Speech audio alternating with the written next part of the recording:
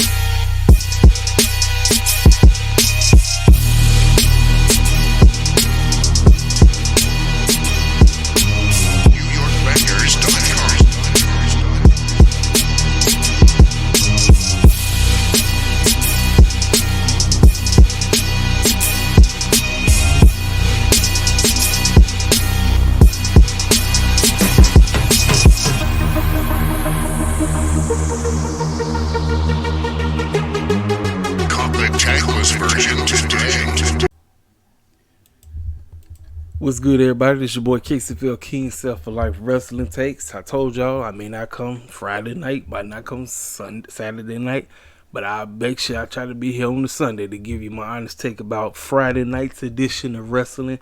Let's start with Smackdown this week. How was Smackdown? Smackdown was okay. Smackdown was heavy tag team wrestling.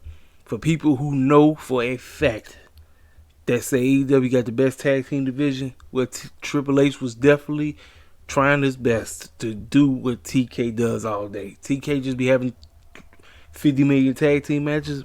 Triple H said, I'm about to do the thing.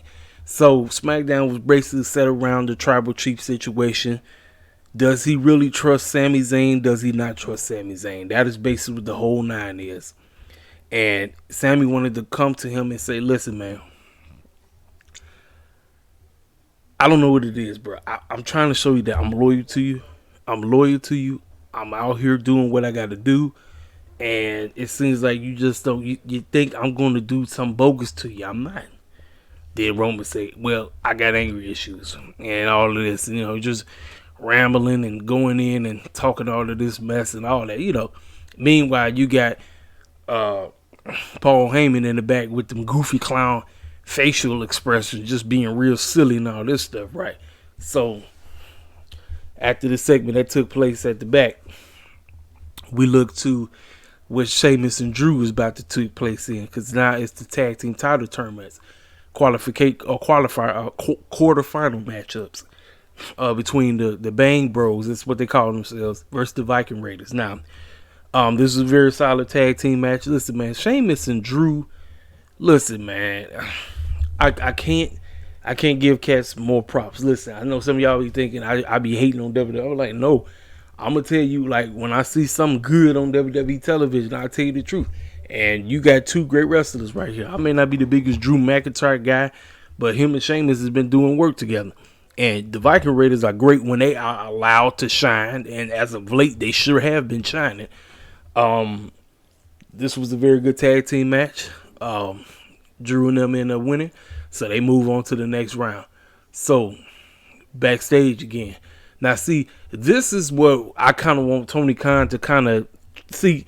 We know Triple H be constantly taking from AEW, where I need Tony Khan to really grasp, get a hold of the storytelling situation. Because I'm going to go in on Rampage about certain things that I saw on Rampage. But what Triple H and them absolutely does right is they understand gravitating a certain situation. How do we build the show?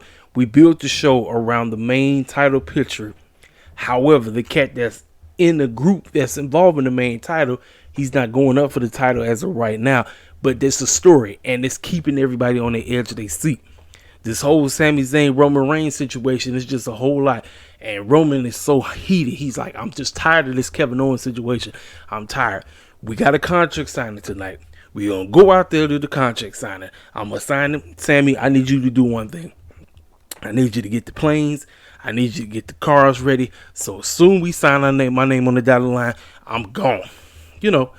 And so then we get a backstage segment. Raquel Rodriguez claims she going to win the Women's Royal Rumble. Don't care nothing about that. Then we get a backstage promo from LA Knight talking about Bray Wyatt and all of this and Uncle Howdy this and that, and they pitch black match. Listen, ladies and gentlemen, I'm hanging in there. Like I said, my interest with Bray Wyatt is kind of dwindling right now. Like, I'm trying to be patient. I'm trying to hang in there. But it's kind of dwindling because we don't really know nothing. We honestly don't know anything. The man has been back over 3 months now and ain't really done nothing. He hasn't. And it seems like LA Knight just been freaking out and, basically saying he gonna destroy all of them and everything. So, we get LA Knight, and he went against a former cat that was originally on AEW. Because when I saw him, I said, hey, I think this was a jobber that was a part of AEW. He sure was. His name was Greg Jones, and he pretty much had the job to LA Knight. So as he was wrestling, the doggone logo that Bray Wyatt with the butterfly demonic moth just popped up. And he wins the match. So right after that, we get Bray Wyatt, and the Firefly Funhouse has returned, ladies and gentlemen. Now, if that's not letting you know that Mr. Vince McMahon is pretty much back in creative, I don't know what to tell you. Now, Bray Wyatt, like I always say, ladies and gentlemen, the man can talk his behind off, but he will always, I'm telling you, he will always come off to me as nothing more than one of the biggest circus clowns that's ever come through the WWE. I'm serious. The man is silly as possible. So he had all his goons up in there. They look goofy. They sound silly as usual. And now, ladies and gentlemen, I'm going to be 1,000%. Now, when he came back, when he re-debuted at Extreme Rules, I thought that, listen, this whole deal about the YS6, right? My mind just went, well, just use the clowns that you had, which is basically characters that you be always talking about that be dealing with your head. That's a part of the Firefly Funhouse. You had those characters, you had clowns and actual gear. I'm like, you got the characters right there. Just go from letting us know who these characters are and then revealed, and then you have your stable. You have your YS6. I mean, that's what we always just assume. Then this clown named Uncle Howie coming out the woodwork. So him clowning, he said, I told you so. I told you. You're going to know everything. You've unlocked this door, and the door's not getting shut. And you're going to wish that you never unlocked this door. That's basically what his message was to LA Knight. Ladies and gentlemen, nobody knows what the clown, a Mountain Dew pitch black match is. But we're going to find out come Royal Rumble. Every single one of us. This Monday is the 30th anniversary of Monday Night Raw.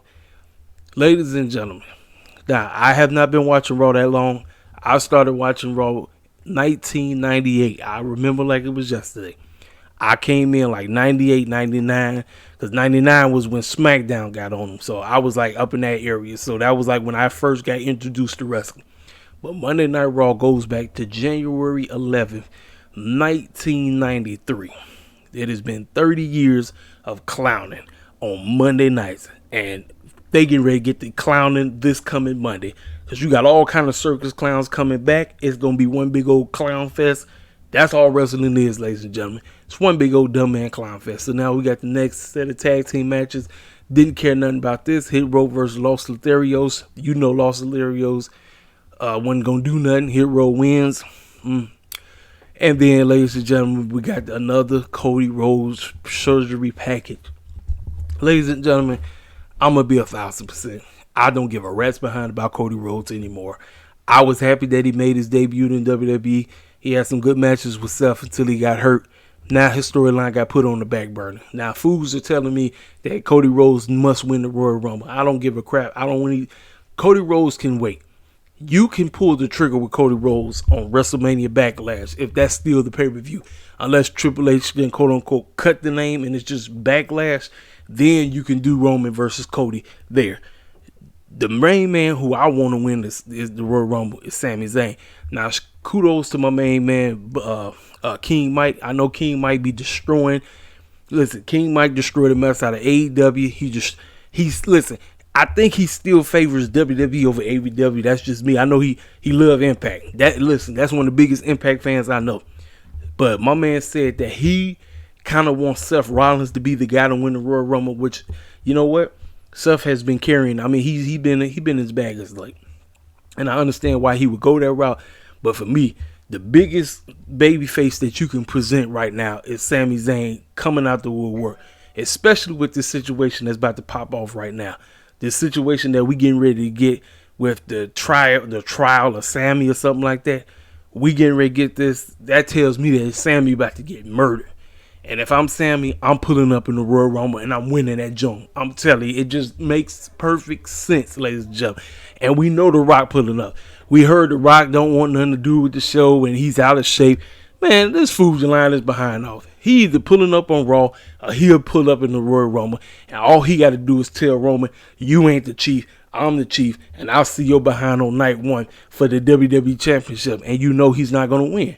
That's it. So we got night one main event set, and then night two, Roman versus Sami Zayn. Sami ends up dethroning Roman for the Universal Championship, which means Roman still has the WWE Championship. So now we can start the feud with Cody. So, you know, that's just my thing. So now, like I said, we did that. Like I said, Cody with these garbage promo showcase. I don't care nothing about him. Then we get Braun Strowman claiming he gonna win. You know he ain't doing nothing. Then we get Charlotte Flair and Sonya Deville talking some bull jive. And as of late, they've been basically presenting Lacey Evans. I don't lost count how many times they done repackaged Lacey Evans.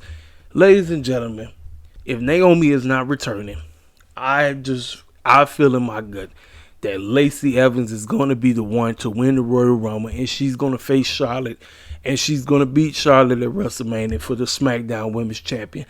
I don't care nothing about that. I know you don't give a rat's behind about that. But I'm just telling you right now, with Vince McMahon back at the helm, expect it, because that's what we were supposed to get last year until she got pregnant again. Because remember, that's the route they was going, but she got pregnant. So Flair, Deville going back and forth doing some foolishness. Then again, we got Paul Heyman, Roman, and Sammy going through with this whole situation and all this stuff. Like I said, right as of right now, it's the best thing carrying SmackDown right now. It's carrying all of WWE right now. I just talked about Lacey Evans, her situation. Don't care nothing about that. Next, we get the next set of tag team tournament qualifiers. Brawling Brutes versus Imperium. This was an excellent match. Imperians are winning. I have a problem with that. They move on. So another backstage segment. You see, we keep going back to the main picture. We keep going back. That's what you want. That's how you do it. I gotta give Triple H nothing but props. I can't hate. I can't. I know I be getting on his case for doing some of the dumb stuff he likes to do, but hey, this Roman Reigns, Sami Zayn stuff, I'm liking it, man. Shayna Baszler, I guess she gonna be in it. Now, it's some word going on that Ronda ain't nowhere near. Listen, man, who knows, man. The SmackDown women's title picture is just in shambles right now. I'm sorry, it really is. The whole women's division in general in WWE is in shambles. It's in shambles, ladies and gentlemen. Ever since both Naomi and Sasha left, it's in shambles. Now, honestly, they claim that Naomi's coming back. I I don't want her to go back, honestly, because if she goes back, they're not gonna do nothing with her. They just not. It's gonna be the same old, man. Y'all don't know how it is. So again, they paid homage to Raw 30, So then talk about what's about to pop off on Raw. Yeah, you see it right there. So then we got Karrion Kross, talk about Ray. Talk about he gonna beat the brakes off of Ray, and Ray ain't gonna be able to be nowhere near the Royal Rumble. All this foolishness. Now you got Zelina on commentary for Legado del Fantasma versus these circus clowns right here. Maximum Male Model. Just Mansoor was on something a couple years ago, man. He was on his way to being somebody that we can, treat as somebody with respect. Man, this dude ain't nothing but a joke. Him and Mace, Monse, whatever they call it, just a joke. Just one big old joke. You know dang well they wasn't winning. Legado del Fantasma, them end up winning. It is what it is. So then they talk about what's going to pop off next week. Ray versus Karrion Kross, Drew and Saint Sheamus versus Hit Row, Imperium versus Lil Del Fantasma. And then we got Roman. He's sitting out there, ready to sign a contract. As soon as he signs the contract, you see Kevin Owens come out the woodwork and beat the brakes off of the entire bloodline. And one of the funniest scenes in this part was when Kevin Owens powerbombed Roman through the table. You can clearly see Roman giving that man a jump. That fool jumped up to help that man. I said, look at this fool. He look funny as they doing that jump. He jumps up and he power slams him. Listen. And the whole point was Sami Zayn went off that he did what Roman asked him to do. And because of that, Kevin Owens got the best of him. So now, instead of that acknowledgement ceremony that was supposed to take place tomorrow, Sami Zayn is on trial. That tells me all I need to know. Sami Zayn either finna get beat down tomorrow, or Sammy's gonna say, you know what, screw this. Since y'all don't want to accept me for me, and y'all keep thinking that I'm gonna turn my back on you guys, how many times I done showed you that I'm loyal to you? I showed you I'm loyal. You think I'm gonna turn on you? Fine. Roman, I'm now entering into the Royal Rumble. Ladies and gentlemen, that's your main event for WrestleMania right there. Cody Rhodes' situation screwed him up. It's unfortunate. His injury messed him up. And Seth Rollins, his situation, he just got injured again. Now, he's supposed to be pulling back up, but you done put him in U.S. title territory, hanging out with Bobby Lashley and Austin Theory, old goofy behind. It is what it is, man. Listen, man, Fruity Pebbles is obviously going to be doing the match at WrestleMania. If we're not doing Fruity Pebbles versus Austin Theory for the U.S. title, I know this is left field. I guess Cody versus Austin Theory for the U.S. title, I guess, because Bobby finna try to get it. All right, Bob, you know he not. Now, again, they talk about putting the Hurt Business back together. Ladies and gentlemen, this is what you do, quote unquote, when you have absolutely no idea how to book black talent. You just go, hey, we don't know how to book you Negroes. Let's just put them together because we don't know what the clown we're doing with y'all. So, hey, let's put y'all all back together. And, we're going to add Omos. I'm asking myself this. What the clown are you putting them back together for if they not going to win nothing?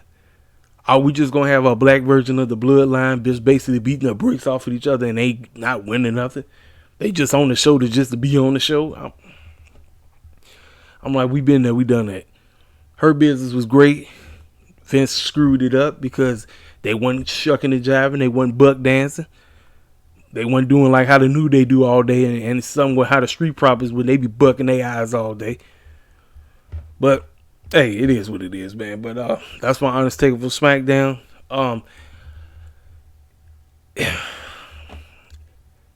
Will I review Raw 30? I don't know. Ladies and gentlemen, I hardly watch Raw. I'm telling you, I just read about Raw. I might listen to somebody else's take on Raw. But if I watch it, and it's a big old if I do bother to watch Raw 30, maybe I'll come on here and give you my honest take about it. Plus, obviously, it's the go-home show before the Royal Rumble. So, if I watch it, you're more than likely to get a review. But it's a big old if. All right, so now let's go ahead and let's talk about Rampage. Now, how was Rampage? Rampage is okay. Like I said, man, taped episodes just don't do it for me, ladies and gentlemen. Listen, sometimes they can be good, but AEW Rampage, you're gonna have to figure out how do we get this show live. Now, another thing King Mike said that he feel that all the cool people are on Rampage. He doesn't really think I'm like, listen, man, look, whatever is your cup of tea, that's you, that's your business, whatever. But I'm like this. Look, I think we was heading somewhere because apparently the ratings have been rising on Rampage. Like, that's what they've been saying. They said it's been a rise, so kudos to them. They doing something right, but still, I need TK, because I talked about this on my Dynamite review. I need TK to give us something of a story before we jump right into a wrestling match, because it seemed like TK's mind is, I'm ready to give cats a banger. I tell you all the time, AEW has the wrestling down pat. It ain't got nothing to do with their wrestling, man. It's about the stories that captivate folk. You want fools to give a rat's behind about your product on TV. You got to get cats that care about something. Don't just give me a match and say, hey, man, look, we're opening the show with this. And no, man, no. I tell y'all all the time, Dynamite and Rampage should feed off of each other. Certain situations that take place on Dynamite should continue over on Rampage. And then after what it said story, then you lead it to the match. And then whatever's planning on happening on Dynamite, we leave off on a cliffhanger and they say, oh man, I can't wait. Sorry about that. I can't wait to tune in to Wednesday night, because what was so great about what situation that just happened on Rampage and how Rampage went off the air. I say, man, I can't wait for Wednesday night. That's what I'm looking for TK to get, because TK has been, listen, as of late, Dynamite has been hitting. They've been doing great. They've been doing excellent. Rampage has been decent. You know what I'm saying? But I'm still seeing cracks in the story. I see why cats like King Mike and so many other cats get on TK's case about not being able to book. Like I said, you listen. Y'all got to listen to somebody like me. I'm not going to shield for this company, even though I'm a huge AEW guy. I'm not going to shield for them because I want to be as real as I can.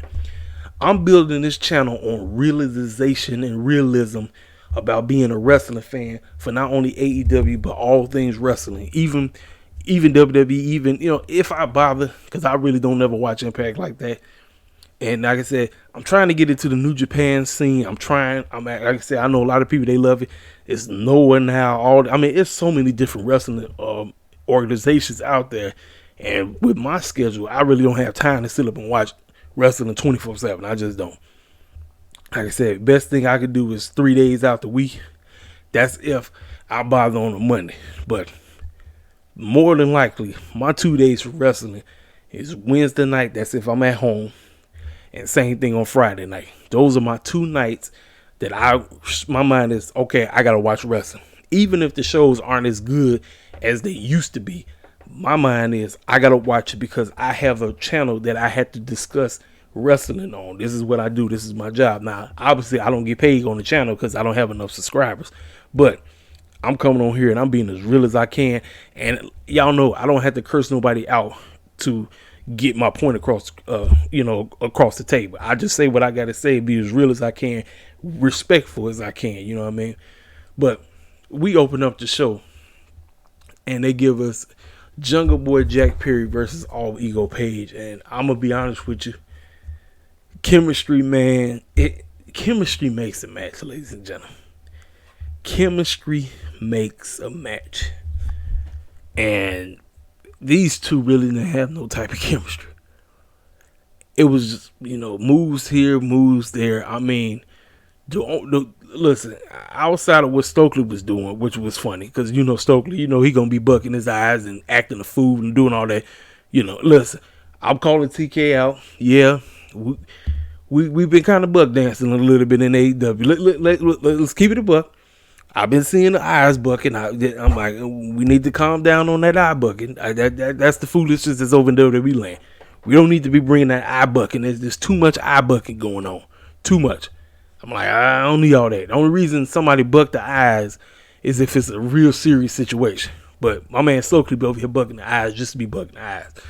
But yeah, watching this match, man, I was like, man, all right, you got two, Jungle Boy's a great wrestler. And Ethan Page is not bad himself, but chemistry makes a match, man.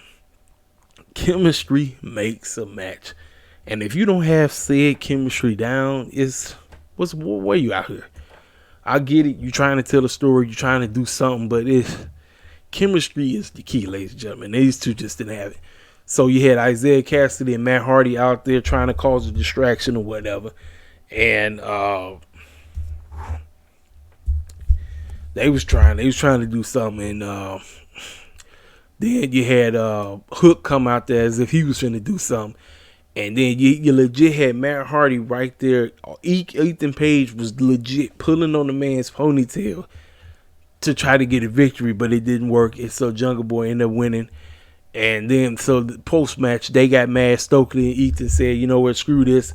We're going to have a tag team match. It's going to be me and Matt Hardy versus you clowns or whatever. The whole point of this is to get Hook to his first loss. I personally believe that. I personally believe that whatever way this story is supposed to end, it's supposed to end with Hook losing. Now, does that mean he goes the heel route? I'm not sure, but I understand. I do know they placed him with Jungle Boy to basically not only give him more exposure, but to get him used to the crowd and everything. Because that man don't talk. That man don't say a word. He just go out there and he wrestle. That's all he know how to do as of right now. So then we get this story situation. Ortiz wants to talk to Eddie Kingston. He wants to know where his mind is at. Like, he just seems like he's just been all over the place. Like, it's like, what is going on? So he addresses the situation. Tony Schiavone is out there, and Eddie Kingston is going nuts. He's going crazy like he always does. And then as he's talking, Ortiz started getting very personal. He started saying some things. He even mentioned Homicide. Now, is Homicide coming in? I don't know. You just don't name drop that man for no reason. Now, here's the thing. This makes me wonder, is Santana going to return? Because it just seems like Santana coming back into this picture would actually be a pretty solid situation. Plus, we can get Proud and Powerful back together, and then they can eventually go on that tag team run that we never got because he got injured in the Blood and Guts match last year. So, I pray to God he come back. I pray to God he come back, man, because like I said, Ortiz is kind of like a fish out of water right now. He need his homeboy. He needs Santana. Listen, now Ortiz can talk behind it. Ortiz got the promo ability down pat. That's one thing Ortiz, if it's one strength Ortiz has, he can talk. He really can talk. I noticed that just by listening to this situation. So as he's running his mouth, as he's going in, Kingston gets mad and he beats the brakes off with him chair. Now, everybody's like, did you turn Eddie Kingston heel? I don't know. Maybe he just did this out of frustration. We don't know. That's the whole thing that kind of, quote unquote, is still piquing my interest. Could the delivery been a little bit better where we got a bit more understanding? Absolutely. But I'm going to hang in there on this situation. I'm going to hang in there and I'm going to see where do we go from here. But maybe this means that Homicide and maybe Santana is returning. So then we got a video package. Darby Allin calls out Buddy Murphy. He says, I'm the TNT champion. I've been running rampant through everybody. I put Kushida out. I put Samoa Joe out. I put everybody out. I just been taking it to everybody. I mean, everybody called me out. I took the Juice WRLD clown out. I took them all out. But I got some unfinished business. I've beaten every member in the House of Black except for one, and that's Buddy Matthews. So Buddy Matthews, I'm calling you behind out. Meet me on Dynamite. Listen, Darby Allin getting these video package promos down pat. He's living the gimmick and he's living out what it really means to be a TNT champion. So I got to give Tony Khan props on redoing it. It seems like, look at, if Tony Khan has 2 gems right now, he actually has 3. But if he has 2 gems that he know he can count on when it comes to winning and holding titles, it's Jon Moxley and it's Darby Allin. Listen, you can't go wrong with them cats. You just can't. So we get a debut Willie Mack going against his old TNA buddy Brian Cage. Willie Mack come out there. I'm gonna be honest with you, man. This really didn't do nothing for me, man. I've seen way better from the both of them. Willie Mack can go, Brian Cage can go, but I just seemed like this was a squash match. You know, they said that these two did wrestle on the Dark episode, and they said this match was 1,000% better. That's what they said. So I don't know what happened. I don't know if cats just weren't feeling it. I don't know. I have no clue, but I'm assuming Willie Mack is coming through for the Ring of Honor stuff. So if he picks them up, kudos. Brian Cage ends up winning. Now we move on. We had Jade Cargill and Layla Gray take on the Vanity Twins. This is Jada and Jordan. I've never seen these young ladies in my life. Ladies and gentlemen, this is the countdown. This is the official countdown. Now, your man has been a huge Jade Cargill fan. I love that woman. But we all know one of her weaknesses is an in-ring work. We understand that. However, my favorite thing about Jade is the fact is that no matter what fools online say, no matter how many white supremacists from all wrestling corporations, because we're not just going to put one fan base out there. Wrestling fans in general can be white supremacists. Let's call it what it is. Buck dancers, because we got some coons out here that be straight up hating on Jade.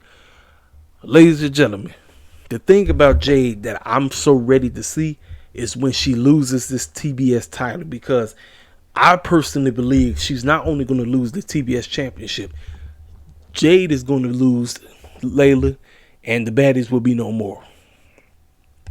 The best story that you can tell with Jade Cargill is to make her vulnerable, where she has nothing.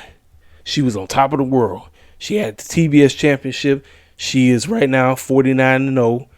Because I didn't realize that they including tag team matches. They just said, "Nah, anytime you win, we just gonna tally it up." So I thought it was she had to put the title online. No, that's what they just assumed. They put out there. So where these two beat the brakes off of these women right here, that just makes her 49-0.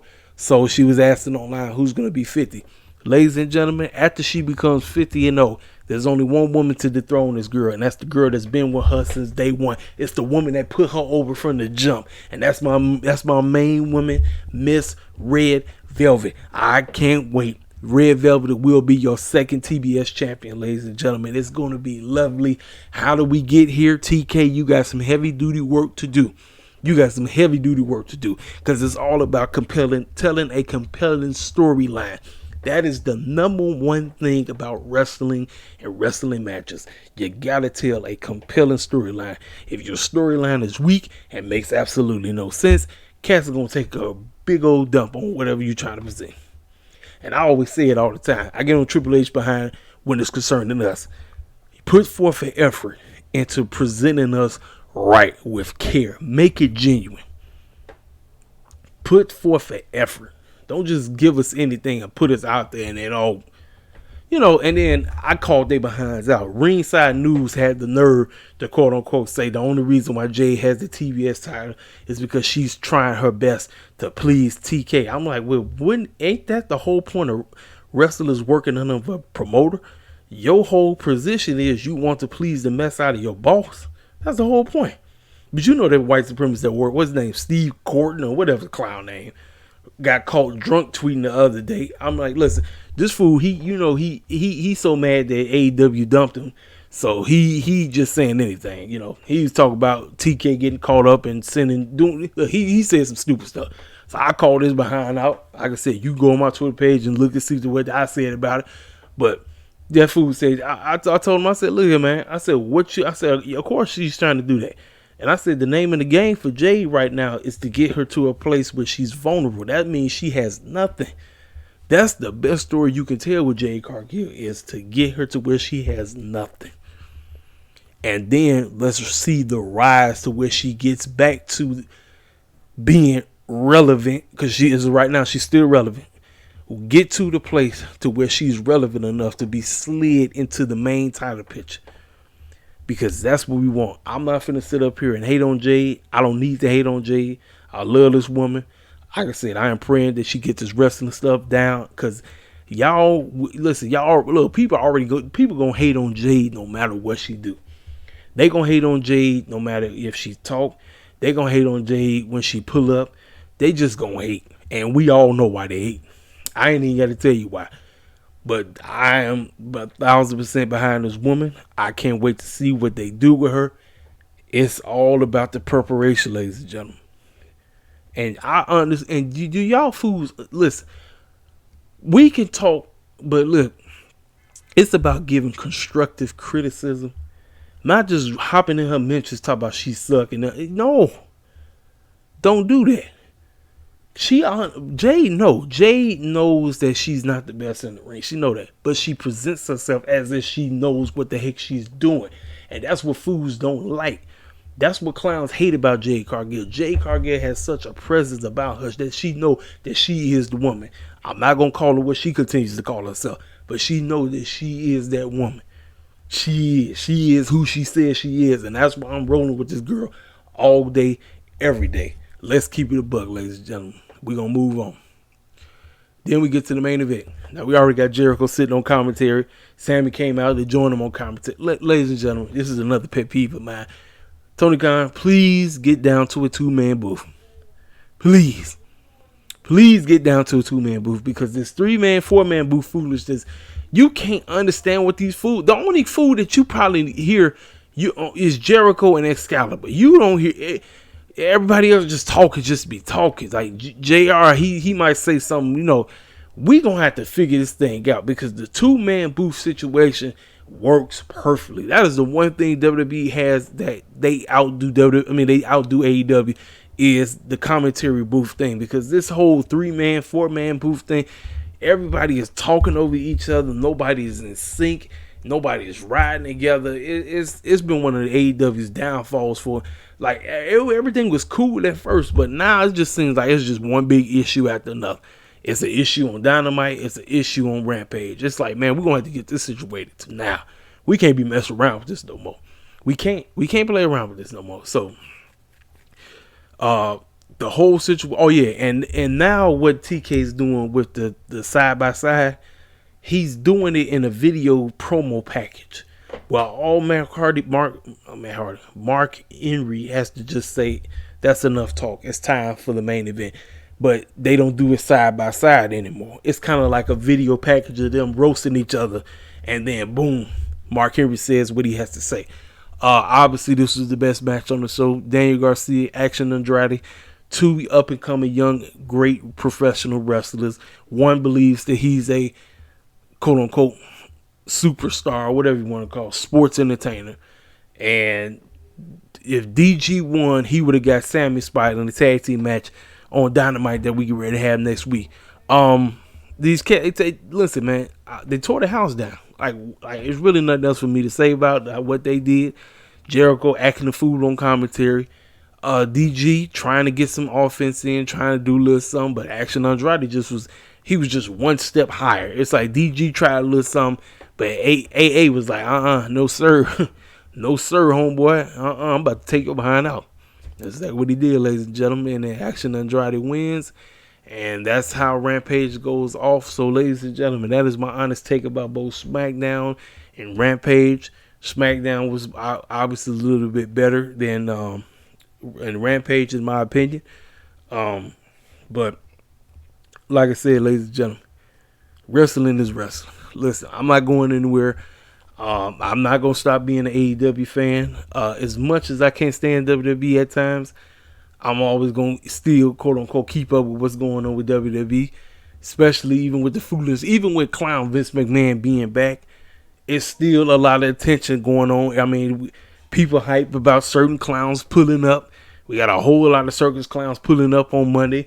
Other clowns might be pulling up in the Royal Rumble. I mean, we don't know. None of us know. Like I said, the dirt sheets can spoil everything all they want.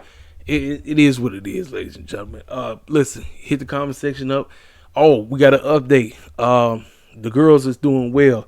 One of the girls who everybody was thought that she was going to possibly paralyze, she has movement in her legs and everything. She can move her legs and everything. So thank God. Listen, just keep praying, ladies and gentlemen. Keep praying. I'm telling you, man. I believe in the power of prayer. I believe in it because I know it works. I done seen it work. I've seen miracles. Listen, I seen miracles take place. I know the word works, ladies and gentlemen. I'm telling you, hey, hit the freaking comment section up. Tell me how you feel about both shows. And tell me, if you really truly are excited about this year's Royal Rumble. It could be some, it could be not some. I mean, listen. Hey, it is what it is, man. Hey, hit the comment section up. I'll talk to y'all cats. If not tomorrow, I'll talk to y'all cats Wednesday night. Holla at your boy.